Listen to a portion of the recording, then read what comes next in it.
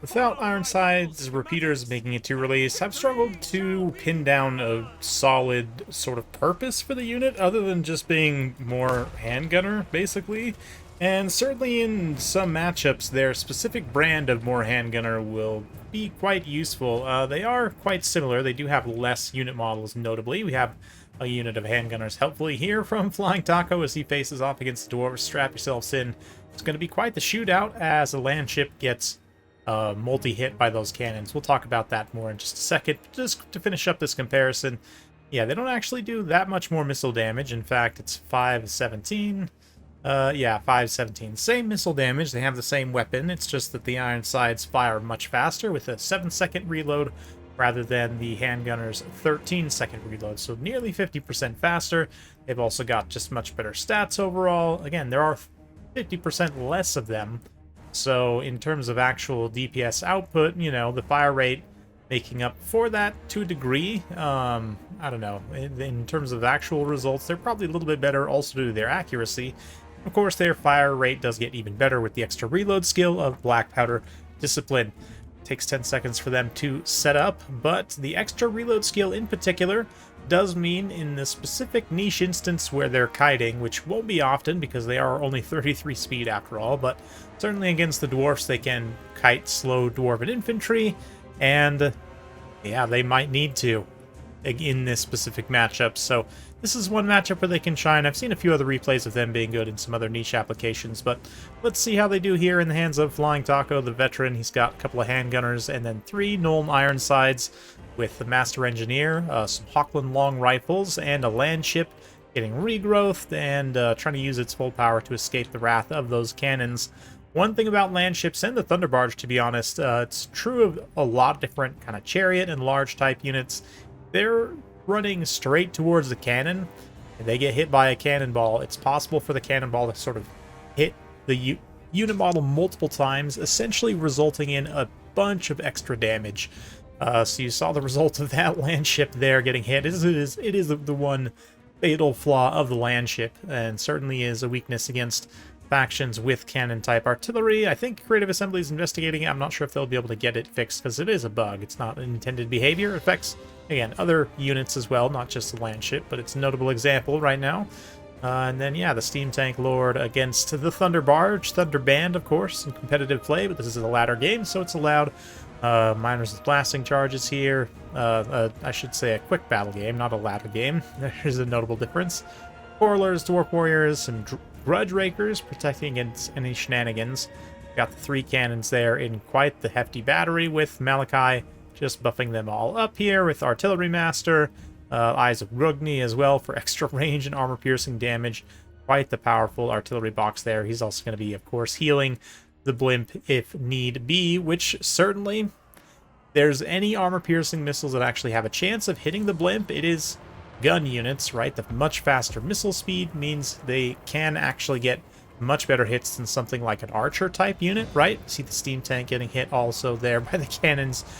Just absolutely blasted. Flying Taco might have to just pull his single entities up and around the hill there out of range, try and salvage them for the time being, or looks like he's moving perhaps to block with those trees, but while that's happening, this gunfight is also happening. Absolutely spectacular as the Ironsides and the Handgunners and the Hawkland long rifles all unleash all the gunpowder destruction all over the Dwarven lines here, and the miners tried a little bit there by the Handgunners and the Ironsides. Again, the Ironsides, once they're set up and they've got that Black Powder Discipline active, get even better reload skill. Not that much better, about an extra, less than a second, but still, over the course of the game, it does matter. And they also look fantastic, which is quite nice. Handgunners there getting the blasting charges. Definitely better handgunners than these Ironsides. Ironsides do have, I think, similar HP numbers. I should have probably actually paid attention to that in the opening there, but yeah, they're sort of comparable to Streltsy in some ways. Streltsy are more of a frontline unit. They have more HP and they have more unit models. You have less HP per model, but well, Deathjack's there coming in from the corner as well for Flying Taco. Going to be shooting one cannon crew. Let's see if they're discovered.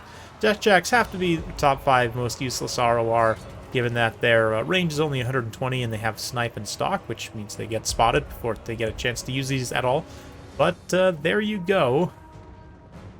Unfortunately, did not get a rework at any point. Empire rework, which would have been fine, but also fine. They're just archers after all.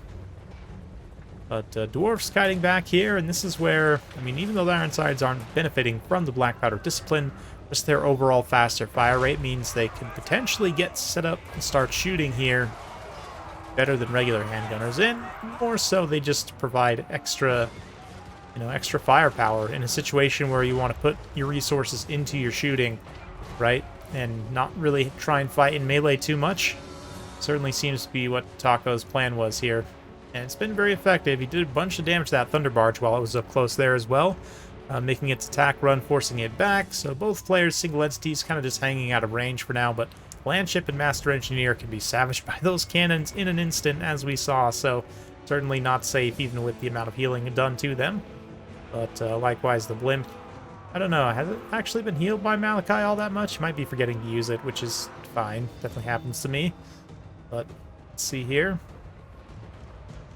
These Ironsides in square formation. Someone recently asked in a comment about square formation and whether or not you should keep your skirmishers in more of a line formation or more of a square formation. It's definitely a trade-off.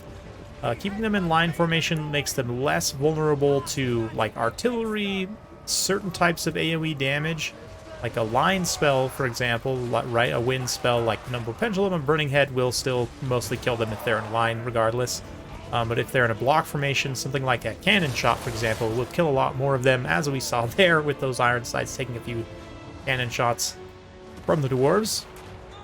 They do turn and fire faster when they're in a square formation, but also certain types of like monsters and chariots will do more damage if they charge through a deep formation. It's not, the mass won't matter so much in stopping if the creatures on, or war machine like a steam tank is unstoppable in the first place. You're just going to end up taking more damage. Although I will say a frontal charge from something like a traditional shock cavalry unit, like a, winged lancer or something, you probably take less damage in block formation because you do have more bracing, and less models are going to be contacted directly on the charge, probably, and they'll kind of have to wrap around the sides, which again, wrapping around the sides might also convert some bonuses. But anyway, it's a trade-off, certainly. There's pros and cons. Generally, depends on who I'm facing. If I'm expecting a shootout, I'll generally go in line formation. If I'm expecting to have to defend against a rush, often I will go block, but not always. Just kind of depends. If I have a wide formation, I like to usually go spread anyway, just to kind of cover some more area. But at this point, the Empire is pushing back against the Dwarfs. What few rush units they had sent in were definitely counterattacked pretty hard, and the Grudge Rakers have just kind of been defending back the whole time. They didn't really come forward to participate in the shootout up until now, which definitely costed the Dwarfs. Perhaps had they come forward with the rest of those units, I mean, I guess the Deathjacks maybe could have just moved in and killed the artillery and melee, perhaps. So maybe leave one back there, or even one of the Corlers, but I do feel like these Grudge Rakers, their up-close DPS is pretty significant. Granted, they would have to get quite close to the Ironsides, and then we turn into maybe a little bit of a kite formation, but there goes the Thunder Barge falling once again. The might and firepower of the Empire. Again, one of the few factions that can actually probably take it down reliably, as long as you're not trying to use Outriders, in my experience, because they are not accurate enough. But Ironsides and the long rifles, even traditional handgunners, definitely seem to be. Cannons are also pretty good at it as well, if they're getting the right angles to fire, that is. But, oh man, look at one volley from the Grudge Rakers, just about finishes the Jade Wizard there as he comes in to kind of disrupt the cannons. Master Engineer making his final attack run. The Landship's also out there destroyed somewhere, no doubt, by the cannons, suffering a rather ignominious fate. But, Empire Engineer moving in. Certainly we've seen engineering duels between these two factions in recent memory, but this one was notable for its use of Ironsides in particular. And also anytime I get to show one of Thunder Barge in its current state getting exploded brings a joy to my heart. As much as I love the unit, and I do love the Thunder Barge, to be honest, don't get me wrong. I want it to be balanced so that it's usable, so that we can actually take it multiplayer. Is that a crime? Who knows? But anyway, Ironsides, yeah, they seem to have some specific niche use cases. I'm still not completely sold on them. They're a little bit of an odd unit, but I don't know, maybe they'll get some adjustments in the future. Honestly, even if they were to give them like an extra plus 10 armor, just to help differentiate them a little bit more. Right now they only have 60, which is all right. You know, double what regular state troops have, but it's not great. Like 60 to 70, 80 is kind of where things, that range is like where the curve starts to really hit, right? So, like a plus 10 within that range can make a pretty considerable difference. That's why giving, like, a Thayan infantry, for example, minus 10 armor from 80 to 70 is actually a pretty significant nerf, even though it's only minus 10 armor. It's right within that range where it matters quite a bit. Yeah, in terms of this particular battle, the Ironsides perform quite well. One of them doesn't pay for itself, but them, along with the long rifles, like I said, largely deal with the Dwarfs here. The Handgunners also reasonably cost-effective, so nice to see kind of all hands on deck for the Guns of Nuln here in the hands of the Empire. The single entities getting absolutely blasted by the cannons of the Dwarfs, who no doubt feasted the value here. Yep, all of them over 1,000 damage value. The Thunderbarge gets its obligatory 3,000 plus without really doing a lot, even arguably being misused at times. Grudgerakers also in the late game managed to get some value, I guess one of them, but still I would have liked to have seen them, maybe one of them come forward and just try and help out in that mainline fight. The Quarrelers really, they did okay too. I will say one thing I'd meant to call out for Winter Grunt here is I think he just needed also to focus fire his Quarrelers a little bit better. He was kind of shooting like one at each individual target. Instead of having them focus down, they could have probably finished off a couple of these a little bit earlier on and maybe had some less problems. I mean, only 60 armor on the Ironsides also for crossbows is probably fine. They have good enough AP and just high damage overall. They're going to be able to cut through that 60 armor no problem. But overall, fun game for sure. Hopefully you guys enjoyed that. If you do like this sort of content, be sure to like, subscribe, hit that bell notification. Every time I upload a new video, you'll be notified. Thanks again. We'll see you next time.